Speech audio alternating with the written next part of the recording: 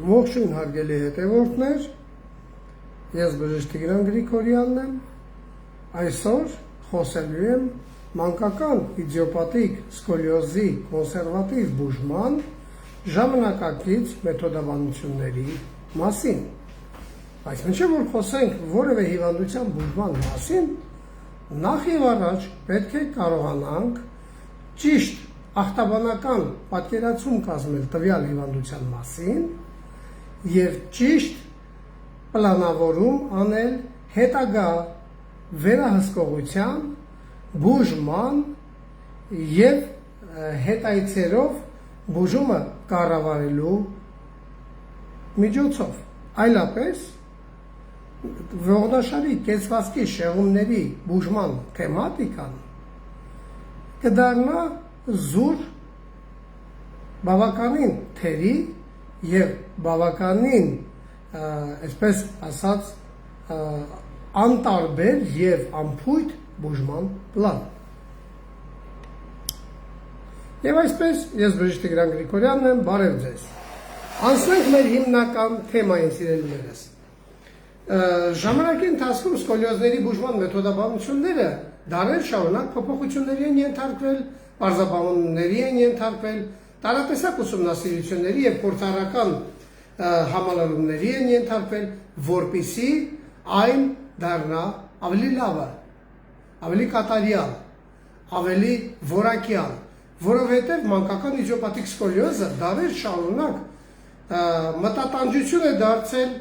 մասնագետների եւ ֆիզիկալական չարչարանք է դարձել այն կրողների համար կյանքի ամբողջ ընթացքում։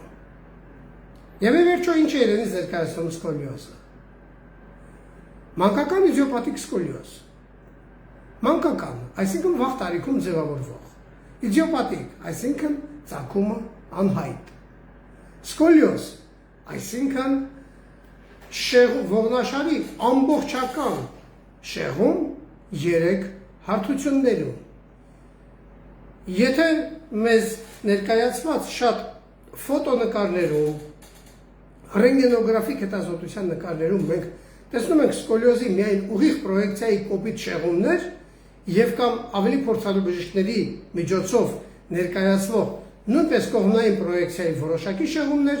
սկոլիոզի հորիզոնական հարթության շեղումների մասին շատերը նույնիսկ ոչ միայն չեն խոսում, այլ անգամ պատկերացում չեն կազմում։ Ցավալիորեն պետք է նշել, որ շատ ժամանակ սկոլիոզը դիտարկվում է որպես անցողիկ, կարճաժամկետ բուժման ենթարկվող եւ նույնիսկ ոչ մասնագիտական բուժում պահանջող հիվանդություն, որը որ ձեռքի հետ հենց այնպես կարելի է ուղղակի զբաղվել եւ ստանալ մեծ արդյունքներ։ Նշեմ նորից, որ սկոլիոզի պարզաբանումը պետք է սկսենք նրանից, որ սկոլիոզը եռաչափ միասնական շեղման մեխանիզմ է, այսինքն ուղիղ պրոյեկցիայում կողմնային շեղումներով, այսինքն ուղիղ պրոյեկցիայում մենք տեսնում ենք, որ ողնաշարը շեղված է աջ եւ ձախ, էսաձև հիմնականում կամ սիաձև կամ խառը տիպի։ Կողմնային պրոյեկցիայում կրծքային եւ գոտկային կորերի, այսինքն կրծքային կիֆոզի եւ գոտկային լորդոզի անկյունների շեղումներով եւ հորիզոնական պրոյեկցիայում պատատական շեղումով, այսինքն սպիրալաձև շեղում է այն, պարուրաձև հայերեն։ Սկոլիոզի բուժման պրակտիկան կախված է թե ինչ մասնագիտական թիմ կարող է լծվել այդ ծանր աշխատանքին, որպեսզի կարողանա ժամանակին կանխարգելել, սաստել եւ այդ թվում նաեւ ուղղել ու վերականգնել տվյալ հիվանդությունը, իսկ չստացվելու դեպքում արդեն ավելի ուշ տարիքում վիրահատական միջամտությամբ կորեկցիայի ենթարկել, կիրառելով տրանսպեդիկուլյար լայնամասշտաբ ֆիքսացիոն ծրագիր, ամբողջությամբ ֆիքսելով ողնաշարը մետաղական կոնստրուկցիաներով։ Ինչպեսին դուք արդեն տեսաք այս նկարի մեջ եւ խնդրեմ, դուք կարող եք տեսնել այս նկարի մեջ տեսնում ենք առաջին նկարում նույն մարդու ողնաշարը ծռմռված, սկոլիոզի արդյունքում եւ նույն մարդու ողնաշարը հետ վիրահատական քեյջերով ֆիքսված շուրուպներով ֆիքսված, այսինքն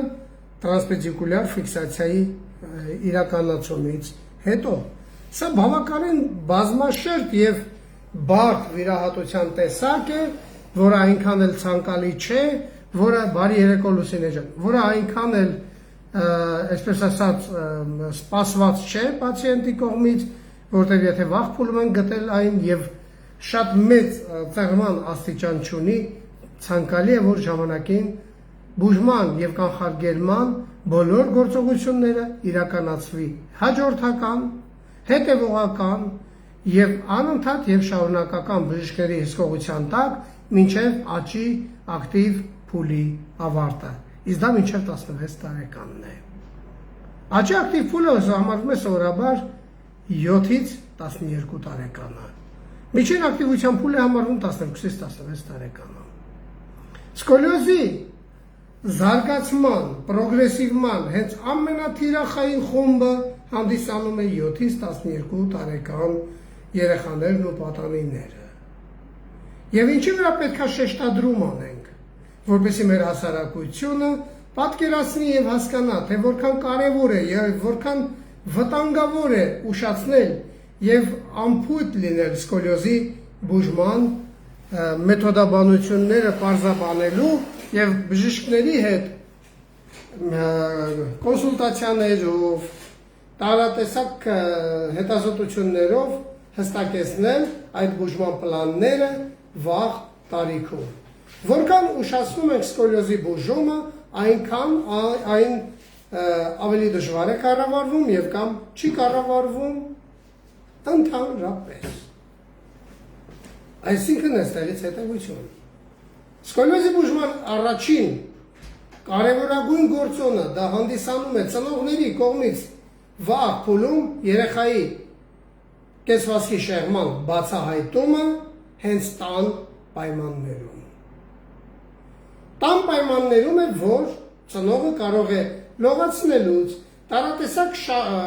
շարժումներ անելուց երեխայի մոտ նկատի առաջին շեղման դեպքը, փաստը, եւ արձանագրելով այն անմիջապես դիմի առաջին օղակի բժշկության, այսինքն առողջության կենտրոններ դիմի, նախկին պոլիկլինիկաները այսօր համարվում են առողջության կենտրոններ, դիմի առողջության կենտրոն, որպեսզի հավապատասխան նեղ մասնագիտությամբ կամ ընդհանուր պրոֆիլի մանկական մասնագետները, դրանք կլինեն օրթոպեդներ եւ մանկաբույժներ, կարողանան հստակ պարզաբանել արտաքին էսթետիկական ստուգում անցկացնելով եւ հաստատել երեխայի սկոլիոզի կամ այլ կեցվածքի շեղման առկայությունը, որից հետո միայն տվյալ բժիշկը, եթե կոմպետենտ չի հետազոտական գործիքակազմին, ուղղորդում է ավելի նեղ մասնագիտացված կենտրոն եւ ավելի նեղ մասնագետի կոնսուլտացիայի, որտեղ ոչ բոլոր օրթոպեդ վնասվածքաբաններն են կոմպետենտ սկոլիոզի ճշգրիտ հետազոտական գործիքակազմի կիրառման մեջ, որի արդյունքում եթե սխալ գործիքակազմ կիրառեն, այսինքն առաջին ռենտգենոլոգիական պատկերը եթե ոչ ամբողջական եւ սխալ ստանան, կարող են նույնպես սխալ պատկերացումներ ունենան դրա մասին եւ հետագա ուղղորդումը նույնպես չկարողանան հստակ ուղղորդել եւ կողմնորոշել։ Դրա համար ցանկալի է, որ միջին օղակի մասնագետները, որոնք արդեն պարզաբանել եւ հստակեցրել են արտաքին էսթետիկական տեսքից, որ արկա է սկոլիոզ, պարտավոր են ինչ անեն, ուղարկել կամ նեղ մասնագիտական վերականգնողական կենտրոնների մասնագետների մոտ կամ նեղ մասնագիտացված օրթոպեդի մոտ, որպեսզի օրթոպեդը կամ վերականգնողաբանը հստակեցնեն երեխայի հետազոտման պարամետրերը։ Այսինքն, ինչպիսի ռենտգեն հետազոտություն է հարկավոր անել այդ ժամանակ։ Մասնագետը պարտավոր է երեխային ուղղորդել ողնաշարի ռենտգեն հետազոտության հետևյալ պարամետրերով. ծոցրակոսկրից մինչև կոնքազդրային հոդագլուխ, եթե ոտքերում արկա խնդիրներ չի նկատում, արտաքինից կոնքի կտրուկ շեղումներ, այսինքն ոտքերի կարճություն կամ լատերալ դեկոմպենսացիա չի նկատում, պետք է կատարել կոնքազդրայի հոդագլխից մինչև ծոցորակ ամբողջական պատկերով SWIFT, ուղիղ և կողքից ռենտգեն նկար։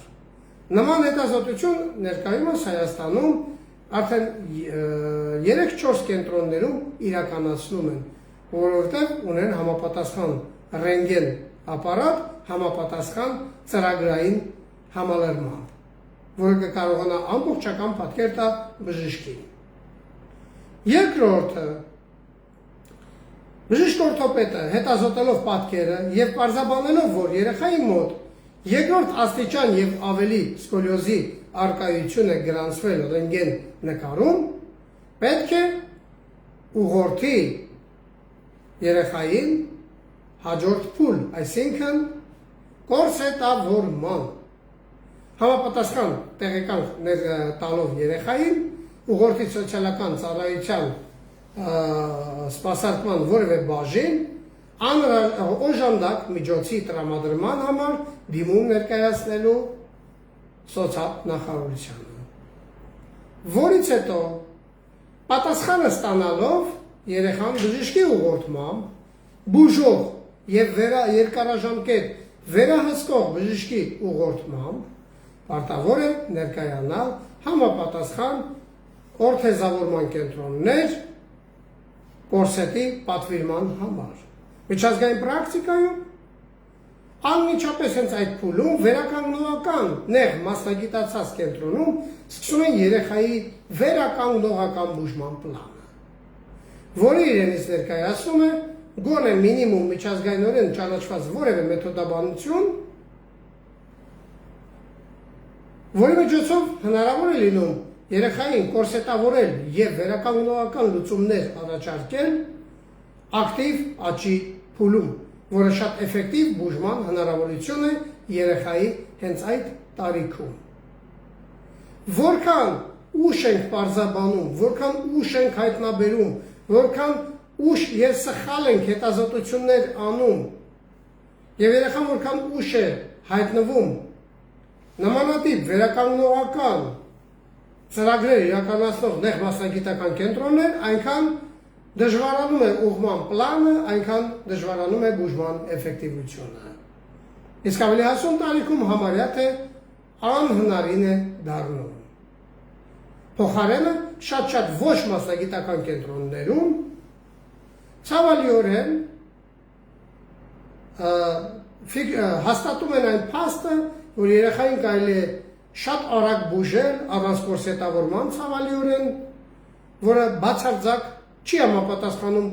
որևէ բժշկական լուծման միջազգային պրակտիկայի, այսինքն պարտադիր է կորսետավորումը։ Այն մասնագետը, որը երկրորդ աստիճան և բարձր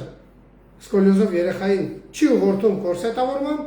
տվյալ մասնագետը չի հանդիսանում կոմպետենտ և գրագետ մասնագետ։ Երկրորդը, այդ մասնագետը պարտավոր է լինել բժիշկ վերականգնողաբան, բայց արդեն նեղ մասնագիտական կրթություն ստացած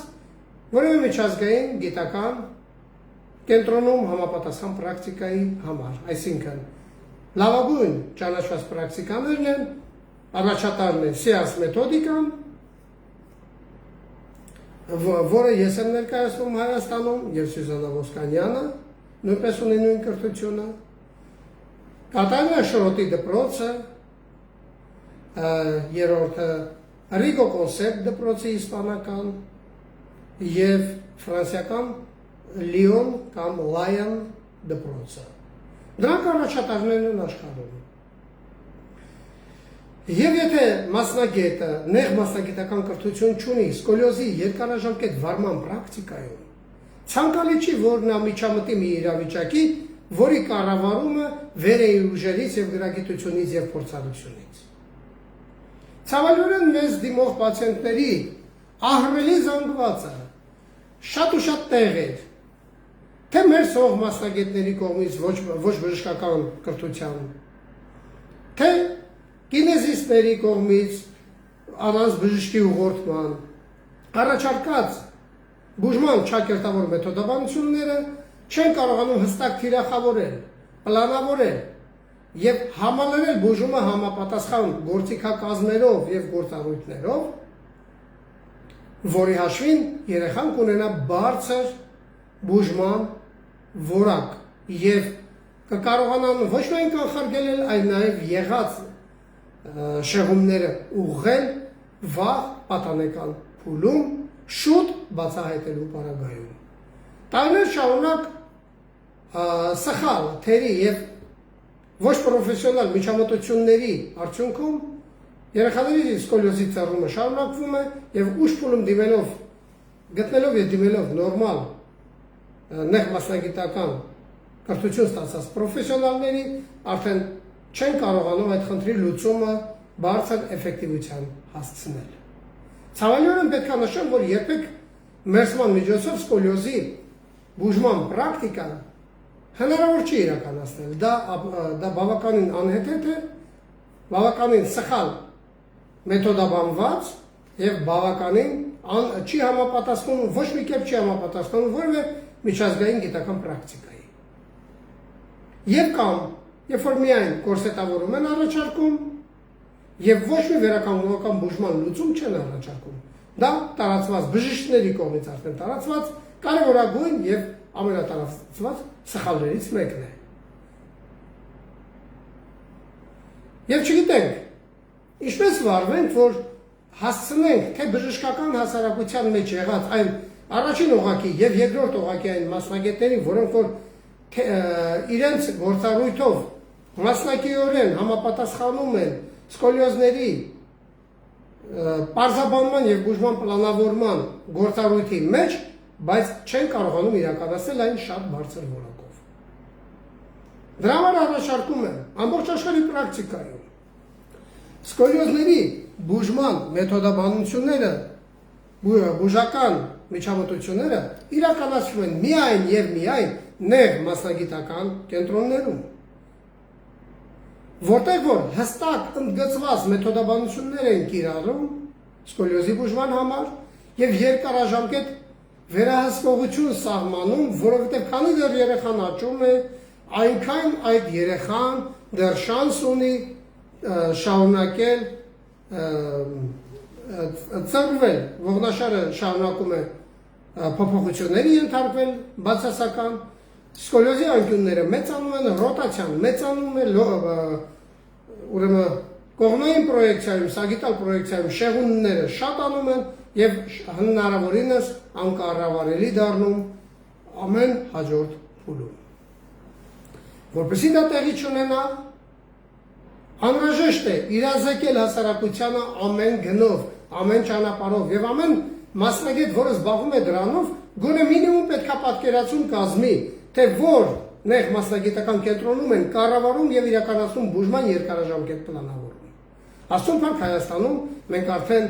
այդ մեթոդաբանությունով գործում ենք 5 տարուց ավել, մոտ արդեն 6-րդ տարին է։ Դրանից առաջ գործել ենք ոնց որ մնացածները,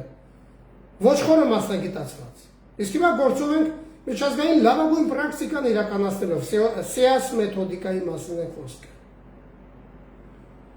Եվ դրա համար խորհուրդ եմ տալիս այս նյութը, որը ես կկիսվեմ իմ էջում, կիսվեն, տարածել եւ բժիշկների, եւ մարդկանց, ովքեր որ իրենց ընտանիքում ունեն պատանիներ, երեխաներ, որոնք արդեն որոնց մոտ բացահայտվել է մանկական իդիոպաթիկ սկոլիոզ։ Եվ իրազեկման այս շրջանակներում ես կշարունակեմ իմ հետագա ուղիղ եթերներն ու դասախոսությունները ավելի հստակ փուլերով, պարզաբանելով, բացահայտելով սկոլիոզի խնդիրը, պարզաբանելով, թե վաղ փուլերում ինչպես այն բացահայտել եւ ինչ հետազոտական գործիքակազմ կիրառել եւ որ մասնագետների կողմից, իսկ մասնագետներին խորհուրդ եմ տալիս ճշգրիտ ուղղորդել, եթե ինքներդ չեք հանդիսանում նեղ մասնագետներ, ճշգրիտ ուղղորդել նեղ մասնագետներին, որպեսզի երեխաները չտուժեն։ Ես այսօրվանից լծվում եմ իրազեկման իմ արշավին, իմ ընկերների հետ, ցավի հայկական միջազգային ասոցիացիայի հետ համատեղ եւ որի հետ շատ շուտով ուղիղ եթերում մեր այդ ասոցիացիայի նախագահ Ավետիս Ավետիսյանի հետ կներկայացնեմ սկոլիոզների իրազեկման մեկամսյակին նվիրված գործառույթները եւ համապատասխան դասախոսությունները, լուսաբանումներն ու պարզաբանումները մեր եթերում եւ այդ թվում նաեւ շատ այլ սոցիալական հարթակներում։ Առողջ եղեք, լավ եղեք, հետևեք ձեր երեխաներին։ Առաջին բանը, որ դուք կարող եք անել, պարտադիր եւ անպայմանորեն պետք է պարզաբանել ձեր երեխան ունի սկոլիոզ թե ոչ, այսինքն ինչպես դա անել։ Քայլ առաջին, կանոնացնել երեխային թիկունքով դեպի ձեզանից 1.5 մետր հեռավորության վրա, ուղիղ ծնկներով, ոտքերը կոնքի լայնության դրած, ոտքերի մատերը մի գծի վրա հավասար կանգնեցրած։ Երկրորդ, երեխան ձեռքի ափերը հպում է իրար, առջևում գլուխը ուղիղ առաջ նայելով, աստիճանական կարգով, գլուխը ձեռքերը սկսում է երկարել դեպի ոտնաթաթեր, սկզբից կլորացնելով գլուխն ու թիկունքը, այդ պահին ֆիքսում ենք նայելով թիակների տարբերությունը։ Եթե թիակների մեջ կա տարբերություն, մեկը ուրեմն արտահայտված ուզ է ձևավորել, մյուսը փոսորակություն, դա արդեն ակնհայտ նշան է, որ երեխայի մոտ արկա է մանկական իդիոպաթիկ սկոլիոզ։ Երկրորդ նշանը շարունակում է կռանալ, որպեսզի դրա շարունակությունը տեսնեք հակադարձվող գոտկային հատվածում, կուզի հակառակ կողմում նույնպես ձևավորված կուզ, փոսորակության հակառակ կողմում նույնպես ձևավորված փոսորակություն արդեն գոտկատեղում։ Դա ամենահեշտ, ամենաթեթև, ամենահասանելի մեթոդաբանությունն է պարզաբանելու ձեր երեխան ունի սկոլիոզ թե ոչ, իսկ պարզաբանելուց հետո հաջորդիվ դիմում եք նեղ մասնագիտական կենտրոններ հետազոտության եւ հետագա բուժման պլանավորման համար։ Առողջ եղեք եւ թող մեր մանուկները առողջ լինեն, ունենալով առողջ ողնաշար։ Այսօր ձեզ հետ է առողջ ողնաշար բժշկական կենտրոնի գլխավոր բժիշկ Տիգրան Գրիգորյանը։ Լավ եղեք։ Առայժմ մինչև հաջորդ հանդիպում։